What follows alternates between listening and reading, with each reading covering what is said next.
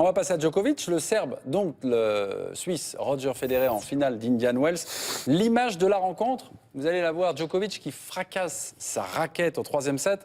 On a un set partout. Le Serbe vient de perdre son service, il ne mène plus que 2-1. Derrière, Djokovic prendra 2 fois le service de Federer pour s'imposer 6-2 dans le troisième et dernier set. Alors Djokovic est-il le roi du bluff? Sert-il de ses colères là pour mettre un petit peu la panique dans le jeu adverse? On va tout de suite déranger sur le cours central de l'équipe du soir, Benoît Mélin. Benoît, bonsoir.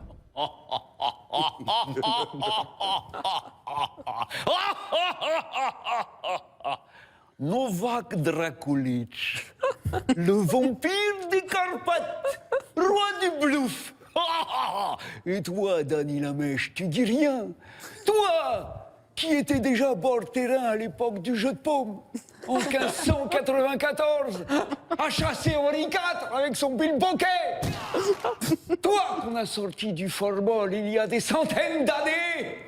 Toi, tu le sais que ce n'est pas le roi du bluff, n'est-ce pas que tu le sais? Hein? Ah tu parles moins que France Télévisions, là. Hein? Là, tu te tais. T'es à la maison, à l'équipe 21. Pourquoi Drakulic fracasse sa raquette? Parce qu'au bout d'une heure dans cette finale, 1 heure, Drakulic s'offre une balle de 6-3, 5-2, double break. C'est fini! C'est fini, il n'y a plus de finale. Jusqu'au moment où le cannibale de balle décide de ne plus jouer au tennis.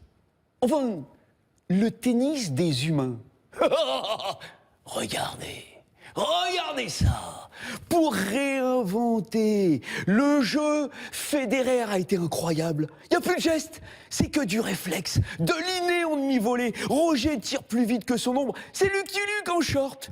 Et il va continuer comme ça, repousser les limites du connu pendant 1 heure. 1 heure de pure folie tennistique, un cyclone suisse. Et Novak est brinque-ballé dans ce tambour de machine à laver. Ça va tellement vite qu'il ne peut plus penser. Ça dure tellement longtemps que tu ne peux plus respirer, il n'y a plus d'air, c'est du tennis spatial. Mais Novak est à 2 points du titre. S'il gagne ce point, il s'offre une balle de match. Il ne lâchera pas, sauf qu'il n'a jamais joué aussi longtemps dans cette dimension. Personne n'est jamais allé aussi loin. Et à force de visiter toute la galaxie fédérestre, il craque. Il craque. On était à 5 points à 3 dans le tie-break du deuxième set sur ce point-là. Ce point de fou!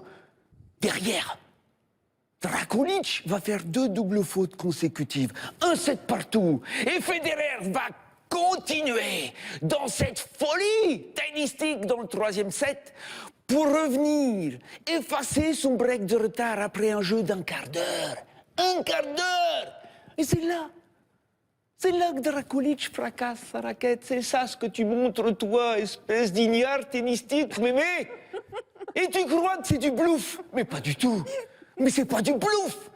C'est justement toute la rage du numéro 1 mondial qui montre que son mental, sa volonté sera plus forte que son physique, qu'il est toujours intact après 2 heures de match. Toujours intact. Oh, Federer, il est cuit. Après avoir fourni cet effort, pour revenir, pour tenter d'y croire, il n'en peut plus, il ne marquera plus un jeu. 12 des 15 derniers points pour Novak Drakulic. Ah, c'est pas du bluff.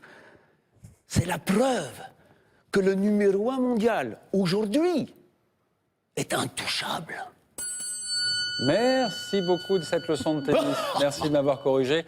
Si vous avez des questions à poser à Benoît Mélin, évidemment, Benoît Drakulic, enfin vous l'avez reconnu, ce sera dans l'extra time dans quelques minutes, dans une demi-heure de cela. On va passer à un... On avait presque envie d'applaudir, c'est une vraie performance d'acteur. Ah, c'est magnifique. On peut applaudir. Ouais.